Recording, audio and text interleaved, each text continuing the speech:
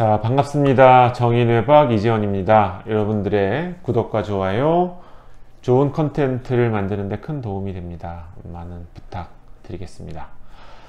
자, 오늘은 중독에 관련된 이야기들을 지난 몇 편에 걸쳐서 좀 말씀을 드렸는데요. 몇 가지 이제 궁금한 사항들이 있다라고 해서 오늘은 Q&A라고 할까요? 예, 이런 것들을 말씀드리는 시간 가져볼까 합니다.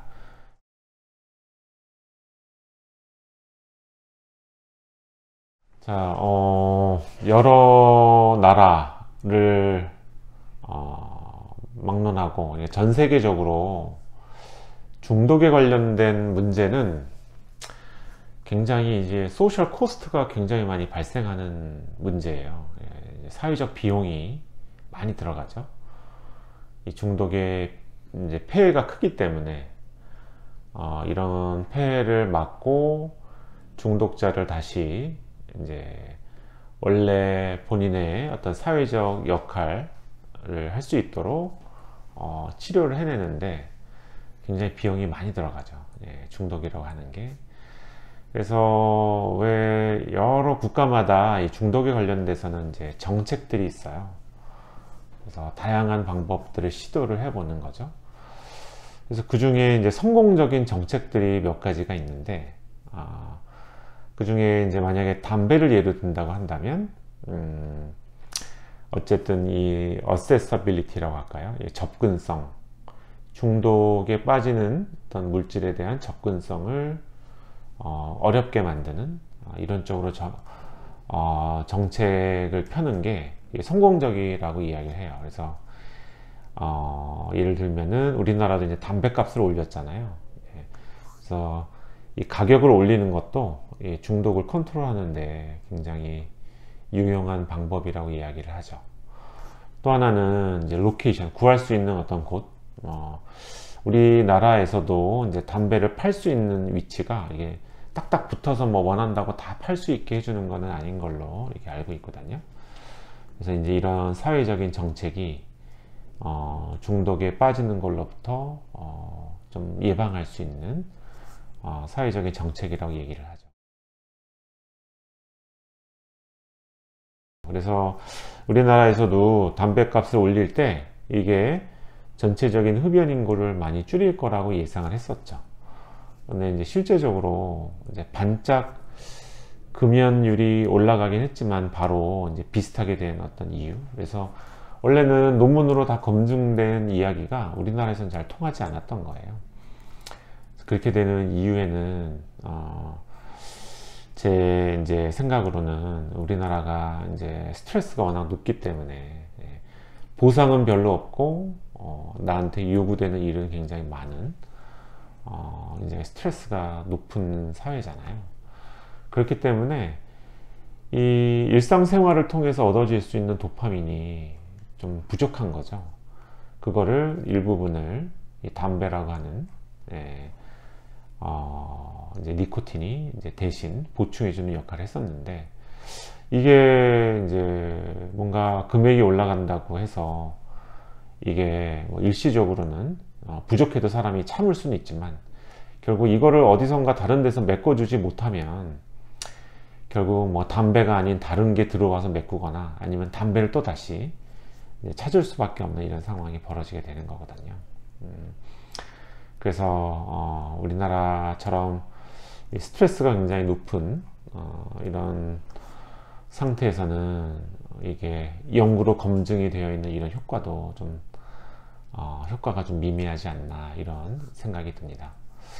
그래서 왜 그러니까 이거를 중독에 관련된 거는 우리가 음식물을 안 먹고 굶고 살 수는 없잖아요. 그래서 우리가 식생활을 유지하기 위한, 우리가 이제 여유가 있고 그러면 좋은 음식에 슬로우 푸드, 아무리 먹어도 나를 해치지 않는 건강한 음식 쪽을 찾아가게 되어 있는 거고요.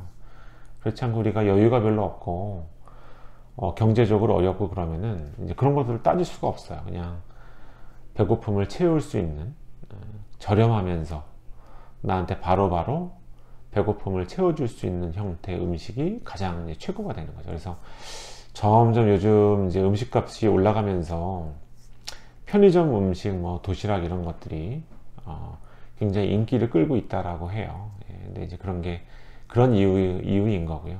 뇌에서도 똑같습니다. 뇌에서도 내가 어느 정도 도파민에 대해서 여유가 있는 상태라고 한다면은 왜 굳이 나쁜 도파민을 찾겠어요?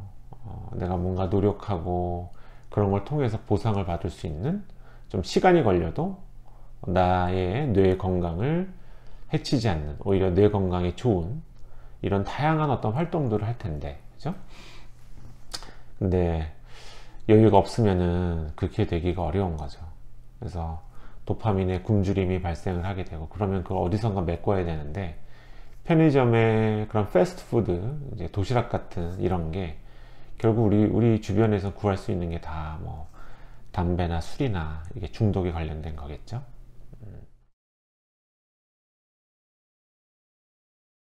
그래서 점점 이제 우리나라도 뭐 마약의 안전한 국가가 아니다 이렇게 이야기를 하죠. 그만큼 마약에 대한 접근성이 굉장히 좀 쉬워졌다라고 보여져요. 그리고 뭐 미국 같은 곳에서도 요즘 뭐 펜타닐 이런 게 굉장히 사회적인 문제가 되고 있잖아요. 예. 얼마 전에 이제 미국에 계신 저희 사촌 형님이 오셨는데 지금 LA에 살고 계세요. 근데 LA도 옛날하고 분위기가 굉장히 많이 달라져서 요즘 길거리에 정말 좀비처럼 약에 취해 있는 사람들이 굉장히 많다라고 그러더라고요. 그래서 그게 이제 쉽게 구할 수 있는 뭐 마취제 계통의 이런 약들이다 보니까 결국 사람들이 이제 도파민에 대한 이런 갈망을 해결하기 위해서 그쪽으로 가게 되는 거. 그것마저 미국에서 막히니까 이제 동물용 마취제 이쪽으로 이제 넘어간다라고 하는 이런 이야기를 이제 듣기도 했는데요. 우리나라에서도 자꾸만 이런 거에 대한 어세서빌리티라고 할까요? 이제 좀 쉽게 뭐 클럽이나 아니면 뭐 이런 데서 구할 수 있는 루트가 생기게 되면 그걸로 인해서 이제 중독이 되고 피해를 입게 되는 사람의 수가 이제 많아질 수밖에 없는데, 그렇게 된 가장 백그라운드 밑 배경에는 우리나라가 도파민 부족 국가라고 하는 거죠. 그래서 경쟁이 굉장히 치열하고 그리고 바쁘고 빨리빨리 뭔가 어떤 업적을 내야 되는 이런 프레셔가 도파민 부족을 계속 만들어내는 이런 상태라. 그래서 우리나라 청소년이면 노인 인구 만족도가 OECD 국가 중에 굉장히 낮고요. 자살률은 굉장히 높잖아요. 이런 게 우리나라가 고도의 경제적인 성장을 했지만 그런 뭔가 빨리 발전하면서 소외된 여러 사람들, 그래서 도파민이 부족해진 이런 사람들이 굉장히 많은 이런 국가가 되었다라는 것을 이야기를 합니다.